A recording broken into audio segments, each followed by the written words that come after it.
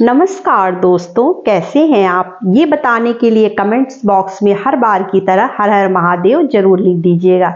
तो चलिए जानते हैं कि माघ मास का जो अंतिम प्रदोष व्रत है वो कब पड़ने वाला है। तो माघ मास का अंतिम प्रदोष व्रत जो है वो 10 फरवरी दिन सोमवार को पड़ेगा।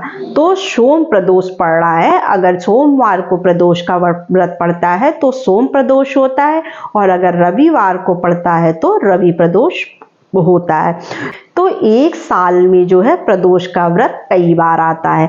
तो प्रत्येक महीने में शुक्ल पक्ष और कृष्ण पक्ष की त्रयोदशी को जो है वो प्रदोष का व्रत रखा जाता है। तो इस बार 2025 में जो है माघ मास का जो आखिरी प्रदोष व्रत जो पड़ रहा है वो 10 फरवरी को रखा जा रहा है। कुछ लोग 9 को रख रहे हैं, कुछ लोग 10 को रख रहे हैं, लेकिन उदया काल को देखते हुए जो है वो प्रदोष का व्रत जो है वो 10 फरवरी को ही रखा जाएगा।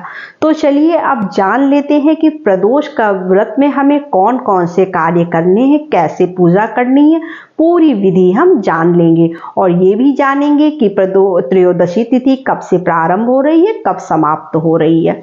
तो वीडियो स्टार्ट करते हैं। तो देखिए, प्रदोष का व्रत जो है महादेव के लिए रखा जाता है। महादेव और माता पार्वती का व्रत होता है, मतलब इसको महादेव के लिए ही रखा जाता है। प्रदोष का व्रत महादेव जी का व्रत होता है, तो इसमें हम माता पार्वती और महादेव की पूजा करते हैं। अगर आपको कोई भी कष्ट है, रोग दोष, किसी भी तरह की परेशानी है, या किसी भी जो है मनोकामना की आपकी इच्छा है, तो आप प्रदोष का व्रत जरूर रखिएगा। महादेव आपके ऊपर जरूर कृपा करेंगे और आपका वह कार्य जल्दी ही संपूर्ण हो जाएगा और परेशानियों से जल्दी ही छुटकारा मिल जाएगा।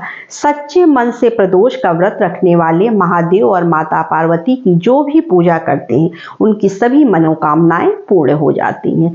तो चलिए अब जानते हैं कि हमें प्रदोष के व्रत में क्या क्या करना होता है। तो सुबह सवेरे आप जो है स्नान कर लीजिए। स्नान करने के बाद जो है एक चौकी लगा लीजिए। अगर आप अपने मंदिर में पूजा करना चाहते हैं तो आप अपने मंदिर में ही भोलेनाथ और माता पार्वती की संयुक्त प्रतिमा की पूजा कर सकते हैं, और अगर आप चौकी लगाना चाहते हैं तो आप चौकी पर पूजा करेंगे।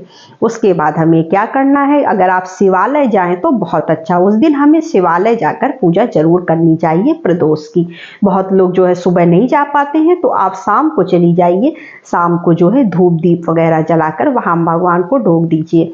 तो ये भी आप कर सकते हैं, लेकिन आपको शिवालय जाना जरूर चाहिए अगर आप प्रदोष का व्रत रखते हैं। घर में हमें इस तरह से जो है माता पार्वती और भोलेनाथ की पूजा करनी है, संयुक्त प्रतिमा की।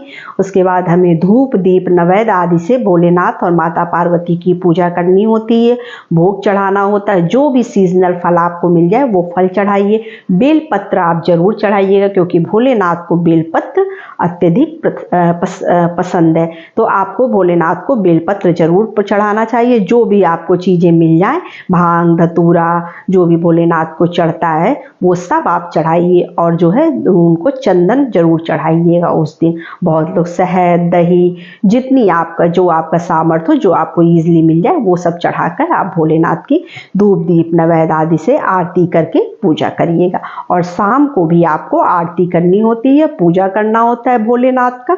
अगर आप मंदिर जा रहे हैं तो यही सब काम आपको भोलेनाथ के मंदिर में भी करना होता है। माता पार्वती की साथ में पूजा कर लीजिएगा। अगर माता पार्वती की वहां पर मूर्ति है तो इस तरह से हमें प्रदोष का व्रत किया जाता है। इस तरह से हमें पूजा पाठ करनी होती है प्रदोष का। और प्रदोष के व्रत में जो है आपको सुबह जो है मतलब फलहार खाकर ही व्रत रखा जाता है। तो बहुत लोग बिना नमक का रखते हैं प्रदोष का व्रत, और बहुत लोग नमक खाकर भी रखते हैं। तो ये पूर्ण आपके ऊपर है कि आप जैसे मतलब आपने शुरू से अगर व्रत रखा है तो आप इस तरह से व्रत रख सकते हैं कि नमक खाकर भी दोनों टाइम प्रदोष का व्रत आप फलहार खाकर रखा। अनाज नहीं खाया जाता है इस व्रत में, इस बात का आप विशेष ध्यान रखिएगा। सिर्फ फलाहार खाकर ही आपको व्रत रखना है। बहुत ही फल देने वाला व्रत है ये, आपको जरूर प्रदोष का व्रत करना चाहिए। अपनी पूजा की थाली आप जो है सजा कर ले जाइए मंदिर में, और जो है उसमें सिंदूर रखना मत भूलिएगा। माता पार्वती को उस दिन आपको सिंदूर जरूर चढ़ाना चाहिए प्रदोष के व्रत में, और भोलेनाथ को चंदन चढ़ाना चाहिए। इस तरह से अगर आप पूजा करेंगे तो आपको पूर्ण फल प्राप्त होगा। और माता पार्वती को जो है श्रृंगार से संबंधित आप कोई भी सामान जो है वो जरूर चढ़ाइएगा। इस तरह हम मंदिर जाएंगे, मंदिर जाकर वहाँ पर पूजा अर्चना करेंगे और इस तरह से प्रदोष का व्रत अपना जो है वो पूर्ण करेंगे। अगर आप जल लेकर जा रहे हैं तो ये गलती कभी मत करिएगा। जल के लोटे में, तांबे का अगर आप जल का लोटा लेकर जा रहे हैं तो उसमें कभी भी आप दूध साथ में मत मिलाइएगा। दूध और पानी दोनों को अलग अलग बर्तन में लेकर जाइएगा, क्योंकि जो है दूध के साथ जब हम वो पानी में दूध मिला देते हैं तांबे में, तो वो देखिए उसका कलर चेंज हो जाता है, वो विष बन जाता है। तो इस तरह का दूध और पानी आपको भोलेनाथ को नहीं चढ़ाना, उससे अभिषेक नहीं करना है। तो इस बात का आप विशेष ध्यान रखिएगा। त्रयोदशी तिथि प्रारंभ हो रही है रात 7:25 से। त्रयोदशी तिथि समाप्त हो रही है 10 फरवरी को शाम 6:57 पर।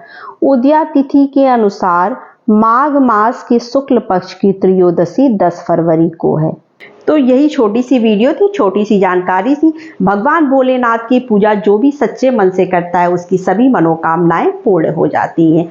तो बस नमस्ते फ्रेंड्स, ओम नमः शिवाय।